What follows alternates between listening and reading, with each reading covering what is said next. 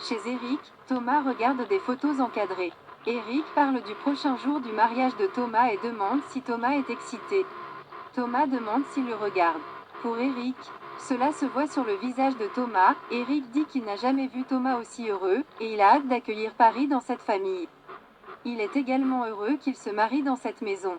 Et Eric a hâte d'accueillir Paris dans la famille.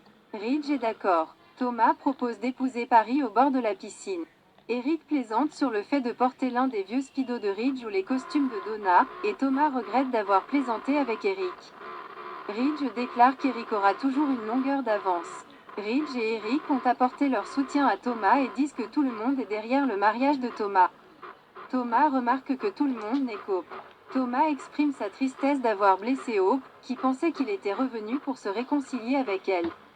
Ridge dit que Thomas avait besoin de trouver une femme qui lui soit dévouée. Eric pense que Hope comprendra cela un jour. Thomas espère que son bonheur ne se fera pas aux dépens de Hope. Ridge dit que Thomas donne l'impression que c'est de sa faute, mais ce n'est pas le cas. Ils discutent des sentiments de Hope et Thomas est désolé de lui avoir blessé. Eric dit que Hope comprendra un jour. Thomas a juste l'impression que son bonheur s'est fait aux dépens de Hope. Ridge dit qu'elle doit aller de l'avant. Thomas le sait, mais il se sent triste d'avoir trouvé le bonheur alors que Hope semble perdue. Ridge est sûr que Hope trouvera son chemin et avancera. Thomas remarque qu'il va de l'avant aussi. Thomas espère qu'il comprenne aussi à propos de lui, Paris et Douglas revenant à Paris après le mariage. Eric et Ridge n'aiment pas ça mais comprennent. Ridge dit que son fils doit faire ce qui est le mieux pour lui et Douglas. Eric est d'accord et serre Thomas dans ses bras.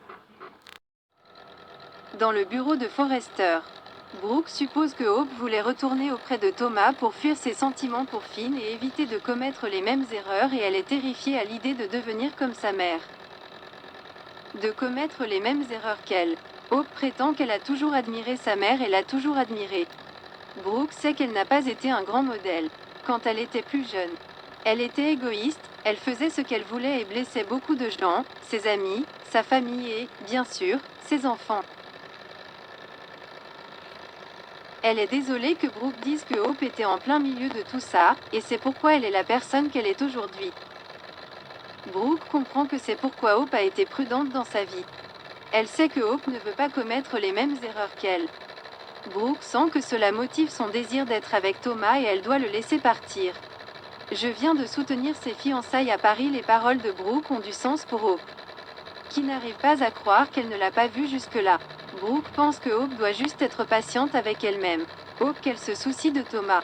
Brooke sait que c'est difficile. Brooke lui dit qu'elle n'a pas besoin d'un homme, même si elle sait qu'elle veut rencontrer l'amour de sa vie. Hope commente, comme toi et Ridge, Brooke suggère une version plus idéalisée. Mais elle et Ridge ont eu leur défi. Hope que c'est pour cette raison qu'ils se sont toujours retrouvés. Brooke déclare qu'elle et Ridge ont réalisé qu'ils ne voulaient pas vivre l'un sans l'autre. Brooke ne voit pas cela pour Hope et Thomas. Brooke assure à Hope qu'elle est un piège.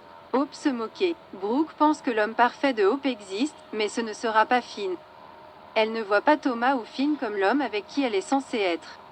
Hope assure à sa mère qu'elle ne s'en prendrait jamais à Finn, car elle n'est pas une briseuse de ménage. Brooke la connaît et l'embrasse. Plus tard, Ridge arrive au bureau et rencontre Brooke. Ils s'embrassent, Ridge dit qu'il a eu une bonne conversation avec son fils et Brooke révèle qu'elle en a également eu une avec sa fille. Ridge demande si Hope est d'accord avec l'engagement. Brooke le pense. Ridge dit qu'il veut que tout le monde soit heureux, et Brooke déclare qu'elle le fait aussi. Au bureau d'études, Thomas arrive alors que Hope travaille. Il est venu lui parler de ses projets et pense que cela ne tardera pas. Hope décide qu'elle lui doit des excuses. Elle dit qu'elle n'a pas bien géré la situation lorsqu'il est rentré chez lui, excitée à l'idée de commencer le prochain chapitre de sa vie avec Paris. Elle est désolée et dit qu'il mérite mieux de sa part. Il dit qu'elle n'a pas à s'excuser. Quand il a quitté la ville, ils étaient toujours amoureux, alors quand il est revenu, elle a naturellement pensé qu'il reprendrait là où il s'était arrêté. Hope dit que c'était un combat pour elle à cause de ce que ses fiançailles signifiaient pour eux et leur famille. Elle pense que Thomas se précipite et essaie de laisser son passé avec Hope derrière lui. Thomas répond que ce n'est pas ça. Hope dit que ce qu'elle dit, c'est que s'il veut un avenir à Paris, Elle lui souhaite le meilleur. Hope dit qu'il l'a expliqué, et Hope lui souhaite le meilleur s'il veut un avenir à Paris. Thomas demande si Hope le pense vraiment.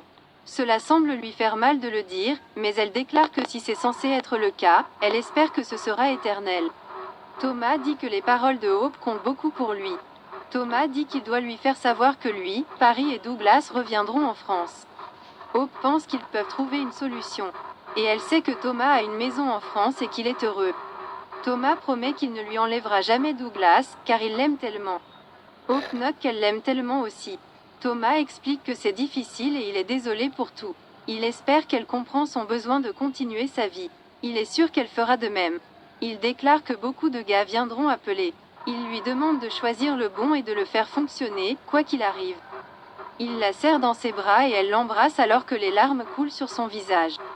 Il dit au revoir et s'en va. À Il Giardino, Luna adore passer du temps avec sa mère et son père Poppy propose d'inviter RJ la prochaine fois. Bill dit qu'il n'est pas la personne préférée de RJ, mais Luna déclare que RJ la soutenir est ce qui la rend heureuse. Elle aime sa famille et croit que plus rien ne s'établira entre eux. Bill leur commande du caviar italien et Poppy dit que c'est une nouvelle expérience pour elle. Et Luna remarque que le caviar italien est l'un des meilleurs au monde. Luna révèle que Bill lui donnait un cours intensif sur les bonnes choses de la vie. Bill exprime son désir de les exposer à tout ce que le monde a à offrir. Luna raconte à Poppy comment elle est allée avec son père chez Spencer Publications, et Bill plaisante en disant que Forrester n'est rien en comparaison. Luna admet qu'elle comprend à quel point la publication pourrait être un attrait. Bill dit que Spencer est son sang et que l'entreprise est son héritage. Il dit qu'elle est la fille qu'il ne savait pas avoir, et il veut qu'elle ait tout ce qui vient avec le fait d'être une Spencer. Bill la remercie d'être entrée dans sa vie. Et il ne pourrait pas être plus fier de l'appeler sa fille. Elle ressent la même chose pour lui. Bill demande si elle veut toujours qu'il l'adopte, car il est prêt. Elle dit qu'elle était prête dès le retour du test de paternité. Ils s'embrassent et Luna sourit à Poppy. Dans le cellier, il y a un problème avec les lumières qui clignotent. Hollis actionne l'interrupteur de haut en bas, mais les lumières continuent de clignoter. Il repéra le sac à dos de Tom sur le sol avec une enveloppe en papier cartonné coincée entre les tirettes ouvertes de la fermeture éclair. Deacon crie, demandant à Hollis de récupérer du vin. Au bout d'un moment, Deacon apparaît et demande ce qui prend si longtemps. Hollis prend une boîte de vin et suit Deacon, jetant un coup d'œil au sac à dos pendant qu'il part. Au bar plus tard, Deacon parle d'une réservation mais se rend compte que Hollis s'est déconnecté. Il demande ce qui se passe avec Hollis. Et Hollis admet qu'il ne peut s'empêcher de se demander pourquoi Tom a fait une overdose le soir de sa performance. Hollis retourne à la salle de stockage et récupère le sac de Tom. Il dit à Tom qu'il est désolé d'avoir fouillé les affaires personnelles de Tom. Les lumières clignotent à nouveau. Hollis sort quelques vieilles lettres de l'enveloppe en papier cartonné dans le sac. Il semble surpris et perplexe en regardant les adresses sur les enveloppes.